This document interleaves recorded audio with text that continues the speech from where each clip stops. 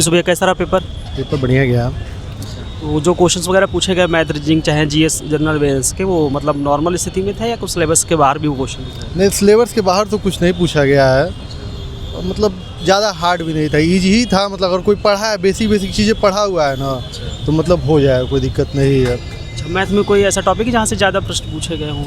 Math में आपका एक मध्य अनुपात, तृतीय अनुपात और फिर क्या कहते हैं टाइम एंड डिस्टेंस से आपका नहीं होता है जो क्वेश्चन पूछता है, ए ने किया, बी ने किया, फिर टाइम एंड वर्क। फिर दोनों ने एक साथ किया, तो इस टाइप में 2 से 3 क्वेश्चन था आपका। टाइम एंड वर्क से टाइम एंड वर्क से, एंड फिर आपका परसेंटेज से भी 1-2 क्वेश्चन था।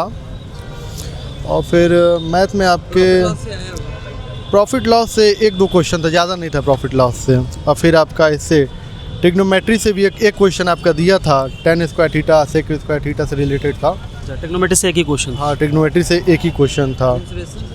मेंसुरेशन से आपका 2 क्वेश्चन था, एक बेलन का था, फिर एक वृत्त का था। हाँ, वृत्त मतलब 2 हमको ध्यान है, जो ध्यान गोले। हाँ, तब 3 हो गए, गोले का, एक वृत्त और एक फिर बेलन का था। क्या पूछा था जैसे? वृत्त वाला तो आपका वक्र पृष्ठ का था।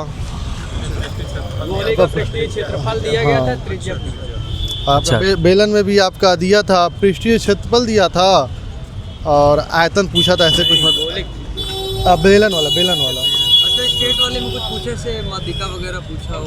हाँ, मादिका और तृतीय अनुपात का भी पूछा था, 2 दे दिया था आपको। बहुलक से 2। हाँ, तृतीय अनुपात से तृतीय अनुपात का भी आपका था। और फिर आपका बायोलॉजी में तो आपका सेल और आपका क्या कहते हैं सेल से आपका था। और फिर आपका टिश्यू से भी था, टिश्यू से तो 3-4 क्वेश्चन था। टिश्यू से द्विविस्थापन अभिक्रिया और फिर द्विविस्थापन अभिक्रियाएं से 2 से 3 क्वेश्चन था।